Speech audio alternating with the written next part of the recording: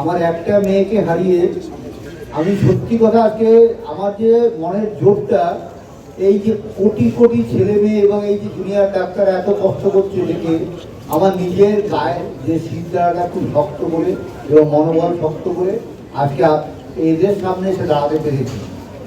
এই জন্যে এদের আমি অনেক আশীর্বাদ করছি এবং মন থেকে শুভেচ্ছা জানাচ্ছি। এবং পরশুদিন যে কষ্টটা এরা পেয়েছে, আমি জানি না প্রশাসন সেই সিদ্ধান্ত নিতে কেন 23-24 ঘন্টা লাগিয়ে দিল। এরা অনেক আগে করতে পারতো এটাকে, কিন্তু তাদের কষ্ট দিয়ে তারপরে একটা সিদ্ধান্তে তারা এসেছে। আমি তার জন্য বলবো, তারা সবাই যে জন্য আজকে আন্দোলন করছে, এই আন্দোলনটা যেন চালিয়ে যায় এবং যতদিন আমার মেয়ের বিচার সুষ্ঠু সঠিক বিচার না পাই ততদিন যেন এরা এই আন্দোলনকে বাঁচিয়ে রাখে। এবং প্রতিটা মুহূর্তে আমার আশীর্বাদ এবং আমার উপস্থিতি ওদের মধ্যে সবসময় আছে। আমার মেয়ে 8 তারিখ সকাল 8:10 এই আরজিকর হসপিটালে এসেছিল রোগী পরিষেবা দেওয়ার জন্য, অসুস্থ লোককে সুস্থ করার জন্য। আজকে এই হসপিটালেই সে বলি হয়ে গেছে দুর্বৃত্তদের পাল্লায় পড়ে। দুর্বৃত্তরা তার জীবনটা শেষ করে দিয়েছে। আজকে তার এতদিনের স্বপ্ন এবং আমি যে 62 বছর ধরে যে স্বপ্ন তিল তিল করে গড়ে তুলেছিলাম, একটা রাতের মধ্যে আমাদের জীবনটা পুরো উলটপালট করে দিয়েছে। আমার মনে কতগুলো প্রশ্ন এসছে, আমি শুধু মিডিয়ার কাছে সেই প্রশ্নগুলোই রাখবো। প্রশ্ন 1, পুলিশ আমরা এখন জানতে পারছি আরজিকর যে আউটপোস্ট আছে তারা 10টা 10 মিনিটে আমার মেয়ের এইরকম পরিণতির খবর পায়, কিন্তু তারপরেও কিন্তু ওরা কোনো আমার মেয়ের কোনো শারীরিক পরীক্ষা করেনি, যেটা তাদের প্রথম কাজ ছিল সেটা কিন্তু করেনি। দ্বিতীয়টা, বেলা 11টার সময় আমাদের জানানো হয় আমার মেয়ে আত্মহত্যা করেছে। তারা কোনো মেডিকেল টেস্ট করলো না, আগেই তারা বলে দিল আত্মহত্যা করেছে। ঠিক আছে, কেন করেছে এটা সেটা তারাই জানে, তারাই উত্তর দেবে। আমাদের মেয়েকে দেখতে আমরা যখন হসপিটালে আসি 12টা 10 মিনিটে, আমার সেই মেয়ের মুখ দেখতে 3 ঘন্টা 3.5 ঘন্টা ওই সেমিনার হলের বাইরে আমাদের বসিয়ে রাখা হয় এবং মেয়ের মা মানে অভয়ের মা পুলিশের হাতে পায়ে ধরতে শুরু করে। ভেতরে তখন লোকজন ঘোরাঘুরি করছে, আমাদের কিন্তু ভেতরে ঢুকতে হবে। এটা কি কারণে?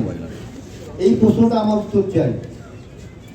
পোস্টমর্টম করতে হাসপাতালে দেরি করলো কেন? পোস্টমর্টম তো সাধারণত 4-5টার মধ্যে করা উচিত ছিল, কিন্তু দেখা গেল 6টার আগে পোস্টমর্টমটা হলো না, 6টা থেকে শুরু হলো। আমি এফআইআর করলাম তারা থানাতে।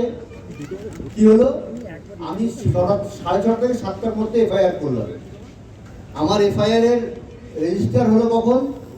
11টা 45 পরে দেখতে পাচ্ছি ডাক্তার এখানে, এত ডাক্তার থাকা সত্ত্বেও এত কিছু জানার পরেও পুলিশ একটা আনন্যাচারাল ডেথ কেস করলো, ডায়েরি করলো। কি কারণে? হাসপাতাল কর্তৃপক্ষ, পুলিশ কেউ এফআইআর করলো না, যেটা সবার আগে দরকার ছিল, করেনি। 12টা থেকে বিকাল 7টা পর্যন্ত আমরা এই আরজিকর হসপিটালের কর্মীতে ছিলাম, কিন্তু হাসপাতাল কর্তৃপক্ষ এবং ঊর্ধ্বতন কর্তৃপক্ষ কেউ আমাদের সঙ্গে একটি কথাও বলেনি। আমরা দেহটিকে রেখে দিতে চেয়েছিলাম, আমরা দেহটা রেখে দিতে চেয়েছিলাম, কিন্তু যে কোনো মানে এত প্রেশার আমাদের তৈরি করা হয়েছিল সেই সময়। আমরা টালা থানায় গেছিলাম, টালা থানার সামনে আমরা 1 ঘন্টার উপরে বসেছিলাম। 3 থেকে 400 পুলিশ আমাদের ঘিরে সেখানে একটা এমন পরিস্থিতি তৈরি করে আমরা বাধ্য হয়ে বাড়ি ফিরে যাই। বাড়িতে গিয়ে দেখি 3 থেকে 400 পুলিশ আমার বাড়ির সামনে ব্যারিকেড করে দাঁড়িয়ে আছে। কিন্তু এর মতো অবস্থায় আমাদের আর কোনো কিছু করার ছিল না, বাধ্য হয়ে আমরা মেয়ের দেহ দাহ করতে বাধ্য হই। কিন্তু এখানেও একটা আমার প্রশ্ন, আমার মেয়ে আজকে সেদিন মারা গেছে, শ্মশানের যে খরচ, সেই খরচটা ফ্রি করে দিয়েছে কারা? আমরা জানতে পারিনি কিন্তু আজ পর্যন্ত। কেন করা হয়েছে? কেন? আমার মেয়ে আত্মার পর্যন্ত খুব কষ্ট পেয়েছে যে লাস্ট শেষ সময় তো সে ভেবে গেছে যে আমার ভাবি এই কত টাকা ভাবি খরচা করতে পারলো না। কি মর্মান্তিক ছিল সেই দিনটা আমার কাছে। এই প্রশ্নের উত্তরটা আবার কে দেবে?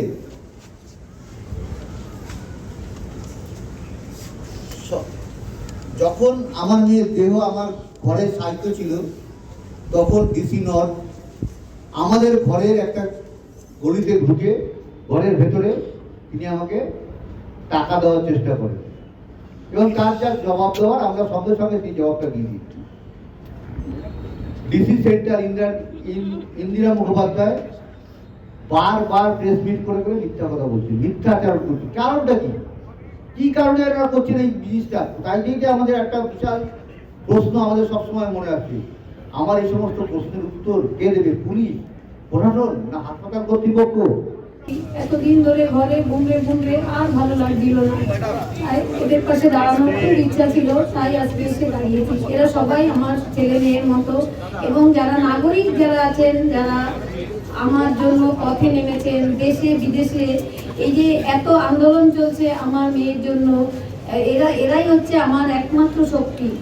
আমার মেয়ের সেই যে চিৎকার, সেদিন 8 তারিখে সেই কান্না, সে যে মামা করে কত কেঁদেছিল, সেই কান্না আমি এখনো বলতে, সেদিন শুনতে পাইনি, কিন্তু প্রতি রাতে সেই কান্নার প্রতিধ্বনি আমার ঘুম কেড়ে নিয়েছে। এবং আমি চাই যারা আমার মেয়ের এই যে ঘটিয়েছে তারাও যেন আমার মতো ঘুমহারা হয়, তারা যেন আমার মতো প্রতিনিয়ত এই কষ্টটা পায়। তাই আমি এই সবাইকে বলবো, আমি যতদিন আমার মেয়ের বিচার না পাই ততদিন যেন তারা আমার পাশে থাকে এবং এই আন্দোলন চালিয়ে যায়। 3:10 হবে, আমরা তখন এসে অবাকে দেখে বেরিয়েছি।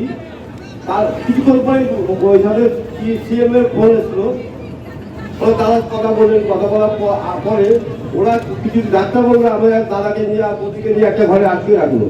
সেখানে অন্তত কম হলে 15 জন ডাক্তার ছিলেন। তারা একটা সাদা কাগজ দিয়ে বলছে আপনি এর মধ্যে সই করে দিন, আমার যা যা দরকার আমি এর মধ্যে লিখে নেবো, আপনি এখন টেনশনে আছেন। আমি বললাম কি ব্যাপার, সাদা কাগজে সই করছেন কেন? যদি ওরা হয় তাহলে আমাদের বাড়ি থেকে 18 জন লোক ছিল, তা আমাদেরকেও রাখতে পারতো, তা তাকে দিত। যেই মুহূর্তে খবর পাই তার 1 ঘন্টার মধ্যে আমরা গাড়ি বুক করে আমরা হসপিটালে যখন আসি তখন 2:10 থেকে 2:15 হবে।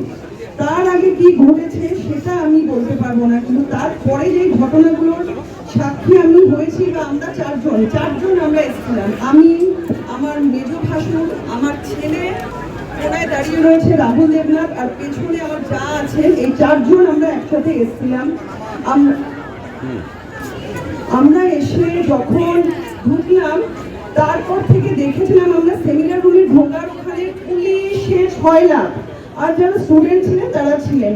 অতি কষ্টে ঠেলে আমরা ভেতরে ঢুকে সেমিনার হলের উল্টো দিকে আমরা যখন গিয়ে ঢুকলাম তখন দেখেছি আমার দাদা দিদিকে একটা ঘরে বসিয়ে পাখার নিচে কেউ জল এনে দিচ্ছে, কেউ এই ঘর থেকে ওই ঘরে নিয়ে যাচ্ছে, একবার এই ঘর একবার ওই ঘর, জল খান, পাখার নিচে বসুন, এই চলছে। লাস্ট মানে 2টোয় যদি আমরা পৌঁছে থাকি 4টে অবধি এই জিনিসগুলো হয়েছে, 3:30 অবধি এই জিনিসগুলোই হয়েছে। তার মাঝখানে পুলিশ এসে বারবার করে ঘিরে ধরে বারবার একটাই কথা, আপনারা চলুন প্রিন্সিপালের ঘরে যাবেন। আমরা তখন পুরো পরিবার দাদা দিদিকে ঘিরে রেখে আমরা বলেছি না, ওনারা কোথাও যাবেন না, দরকার হলে প্রিন্সিপাল এখানে আসবেন। কিন্তু পুলিশ আমাদের এত জোর করেছে, এত ফোর্স করেছে, মানে ওনারা পারলে হাইজ্যাক করে এই 2টো মানুষকে নিয়ে প্রিন্সিপালের ঘরে যেতে পারলে ওনারা জানে আমরা বেঁচে গেলাম। তো যাই হোক, কোনোভাবে হয়তো 5 মিনিটের জন্য বলে তারপরে ওনারা নিয়ে গেলেন এই 2টো মানুষকে। তারপর থেকে আমরা আর এই 2টো মানুষকে দেখতে পাইনি, পরিবার একদিকে, বাবা মা একদিকে। তারপরে যা ঘটনা ঘটেছে মিডিয়া দৌলতে আপনারা সবাই জানেন। দেন যখন পোস্টমর্টম হয়ে বডি বেরোচ্ছে, দাদা দিদি গাড়ি করে যখন বেরোলো তখন হাতটা আমাদের দেখিয়ে গেল। আমরা বুঝলাম যে হ্যাঁ তারা বেরোচ্ছে, আমরা কি জানবো নর্মালি যে এরপর আমরা পরিবারের লোক আমরা যাব, বা মাঝখানে অ্যাম্বুলেন্স যাবে তারপরে আমরা যাব। কিন্তু সেখানে দাঁড়িয়ে আমাদের বলা হয়েছিল যে আপনাদের পরিবার তো আপনাদের জন্য 2টো গাড়ি রাখা আছে। আমরা যখন গাড়িতে, মানে আমি বলছি দায়িত্ব নিয়ে এটা আমি বলছি, আমি যখন গাড়িতে উঠতে যাই আমাকে ধাক্কা দিয়ে ফেলে দেওয়া হয়, ধাক্কা দিয়ে পুলিশ ফেলে দিয়ে বলে না না এই গাড়িতে পুলিশ ছাড়া কেউ উঠতে পারবে না। দেন আমরা ওখানে অসহায়ের মতো দাঁড়িয়ে থাকি, আমাদের চোখের সামনে দিয়ে মেয়ের দেহ চলে যায়। তারপরে ওখানে যারা আমাদের পরিচিত ছিলেন তারা বললেন যে আপনারা দেখুন কি করে যাবেন। তখন আমরা নিজেরা ম্যাটাডোর করলাম, ম্যাটাডোর করে আমরা অন দা ওয়ে যখন যাচ্ছি, মাঝ রাস্তা যাওয়ার পর হঠাৎ আমাদের মনে হলো যে বর্দাকে ফোন করি। যখন বর্দাকে ফোন করা হলো তখন বর্দা বলছে আমরা তো টালা থানায় বসে রয়েছি। ততক্ষণে আমাদের কাছে খবর চলে এসেছে যে আমাদের মেয়ের দেহ বাড়িতে পৌঁছে গেছে, কারণ গ্রিন করিডোর দিয়ে পুলিশ নিয়ে গেছে, দেহ বাড়িতে পৌঁছে গেছে।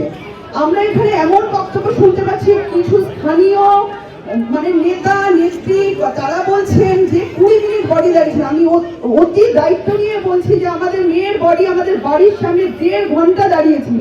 1.5 ঘন্টা, না বাবা মা ছিল না পরিবার ছিল। কে ছিল সাথে? সাথে ছিল ওখানকার লোকাল কাউন্সিলর। আমরা বুঝতে পারিনি যে বডিটাকে হসপিটাল থেকে বের করার এত কি তারা ছিল প্রশাসন। আমরা বডিটা বের করার সময় তো অনেকবার বারণ করেছিলাম প্রশাসনকে যে আমাদের সময় দিন, কিন্তু জানি না আমাদের বডিটা বের করার জন্য যে এত কি তারা ছিল, বা বডিটা দাহ করার জন্যই বা এত কি তারা ছিল। আমরা তো চেয়েছিলাম বডিটা থাক, কিন্তু সেই সুযোগ আমাদের প্রশাসন দেয়নি। আমরা শুধু সবার কাছে একটাই দাবি, যে নারকীয় কাণ্ডে যারা প্রত্যক্ষ বা পরোক্ষভাবে জড়িত তাদের দৃষ্টান্তমূলক শাস্তি হোক, এবং যারা এই ব্যাপারটাকে সম্পূর্ণভাবে ধামাচাপা দেওয়ার চেষ্টা করেছে তাদেরও সমানভাবে দৃষ্টান্তমূলক শাস্তি হোক, যাতে আমার আর হাজার হাজার কোটি কোটি বোনদের আর এই অসুবিধা জীবনে ফেস না করতে হয়। আপনারা সকলে আমাদের পাশে যেভাবে দাঁড়িয়েছেন তার জন্য আমাদের তরফ থেকে অসংখ্য ধন্যবাদ, এবং আমরা এনশিওর করছি আমরাও সবসময় আপনাদের পাশে আছি যতক্ষণ না আমার সেই অভাগী বোনটি তার প্রপার বিচার পাচ্ছে।